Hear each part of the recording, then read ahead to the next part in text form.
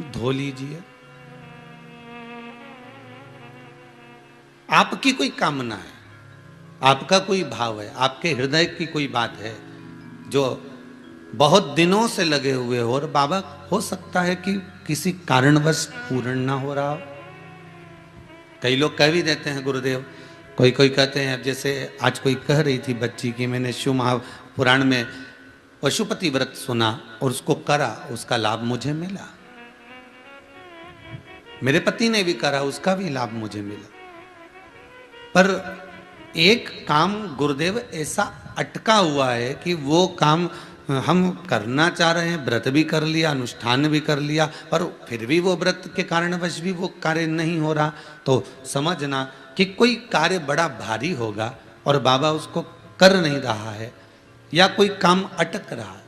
तो हमने पहले भी कहा, ये बीच की जो पत्ती है ये देव अधिदेव महादेव है, ये ब्रह्मा, ये विष्णु है। इन दोनों पत्ती के मिलन से लेकर इस पत्ती के बीच की जो डंडी है, ये नीचे की डंडी का वर्णन नहीं कर रहे हैं, इन दोनों पत्तियों के बीच में जो डंडी है बची हुई, जो तीनों के बीच में एक डंडी का जो भाव है, ये माता जगत जननी जगदम्बा माता पार्वती है। इस डंडी के नीचे का जितना भाग है ये 33 कोटि देवताओं को दर्शाता है। बेलपत्री के नीचे पिछले वर्ष की श्रावण की कथा यदि आप निकालेंगे और उसको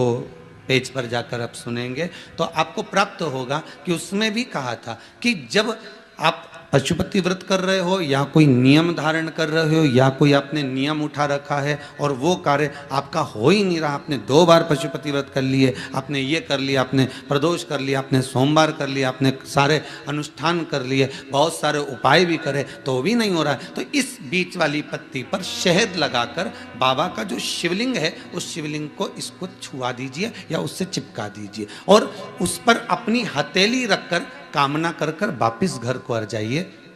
बाबा आपकी वो